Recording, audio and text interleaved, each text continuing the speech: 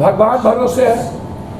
सबसे ज़्यादा पटना की राजधानी पर आम व्यापारी सुरक्षित नहीं है, सिटी के व्यापारी सुरक्षित नहीं है, कोई कॉन्ट्रैक्टर सुरक्षित नहीं है, कोई डॉक्टर सुरक्षित नहीं है, कोई आम आदमी सुरक्षित नहीं है। जब मन आए किसी को मार देना है, जब मन आए किसी की लड़की को उठा लेना है, जब मन आए किसी का बलात्कार करके फेंक देना है। बलात्कार की घटना लगातार बढ़ रही है, लगातार रंगदारी टैक्स व्यापारियों के का आइसोलेशन करने का बढ़ रही है।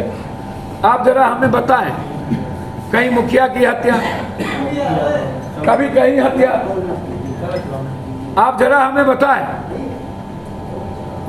मैं आपसे पूछना चाहता, मोदी जी डबल इंजन की सरकार है, ये नरसंहार था आरा का, 7 आदमी 8 आदमी पर गोलियां चली, क्रिमिनल के द्वारा चली।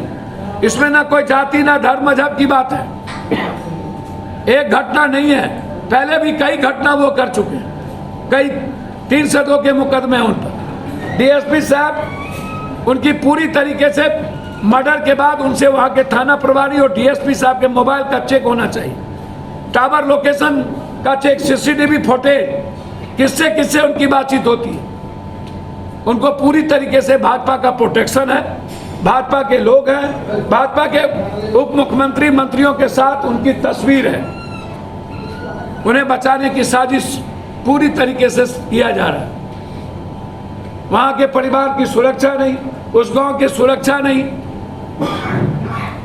और हमले पर हमले। आरा रक्त रंजित है, रक्त चरित्र है, पूरा का पूरा। हमेशा कोई ऐसा दिन नहीं जहां आरा में घटना नहीं घटती। आरा का कोई व्यापारी इस इलाके का सुरक्षित आम आदमी नहीं है। किडनैपिंग होना, उठा के ले जाना, पॉलिटिकल मर्डर बढ़ा है, एरोगेंसी के कारण मर्डर बढ़ा है। हम बड़ा तो हम बड़ा, उसके लिए मर्डर बढ़ा है, अपने रसूख के लिए मर्डर बढ़ा है। लगातार जमीन, शराब, गांजा, बालू, स्मैक, ड्रग्स, सोलेशन, वार्टनर, इन लोगों के व्यापार के कारण भी मर्डर बढ़े हैं।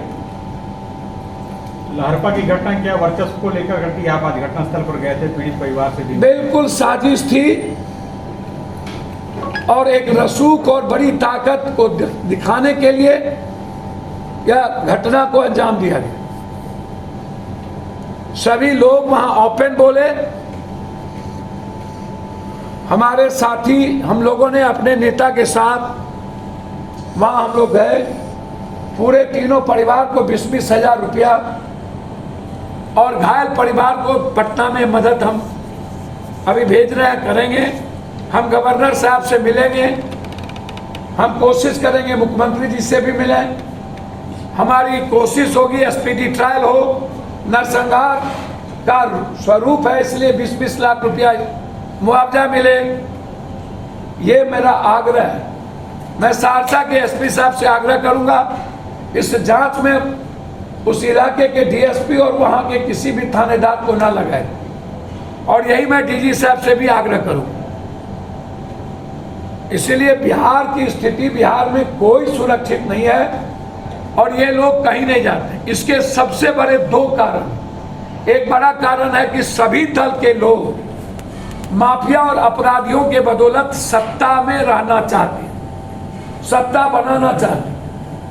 हर दल के लोग जाति के क्रिमिनल को, बालू, शराब, चाहे बलात्कारी हो, चाहे गांजा बेचने वाला हो, चाहे 47 बेचने वाला हो, चाहे 47 वाले हो, चाहे बलात्कार करने वाले हो, वह उसके स्वजातीय का क्रिमिनल है तो है। और ऐसे लोगों को ही टिकट दे करके अपनी सियासत बचाना चाहते हैं। ऐसे लोग ही मंत्री बन जाते हैं, जो बालू में जिसका पूरा विश्व उंगली इन्वॉल्व है, ऐसे लोग ही एमएलए एमपी बन जाते हैं। तो जब आप ऐसे लोग एमएलए एमपी बनेंगे तो सैया भेल कोतवाल तो अब डर काहेगा, तो फिर आम आदमी की हिफाजत और सुरक्षा कहां से होगी? आम आदमी को कौन बचाएगा?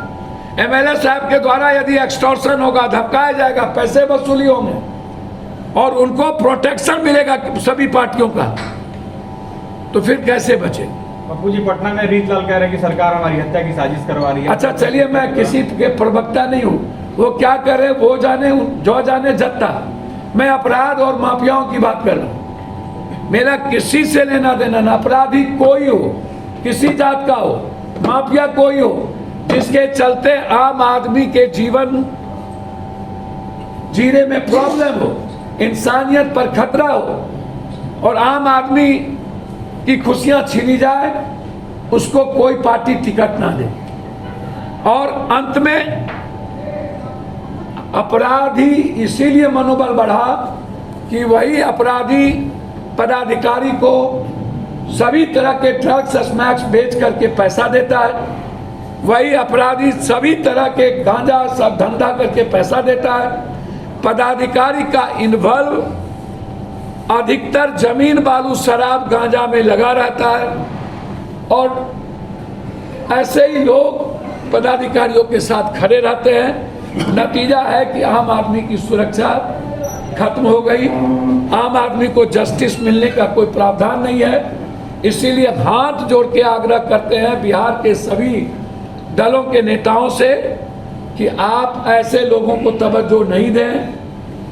ऐसे अपराधी लोग आजकल एक मंच पर आकर अपने जातियों का नाम लेकर के जिस तरीके से जाति को भी बदनाम करते हैं और अपना रसूख बनाना चाहते हैं, ऐसे लोगों को समाज दरकिनार।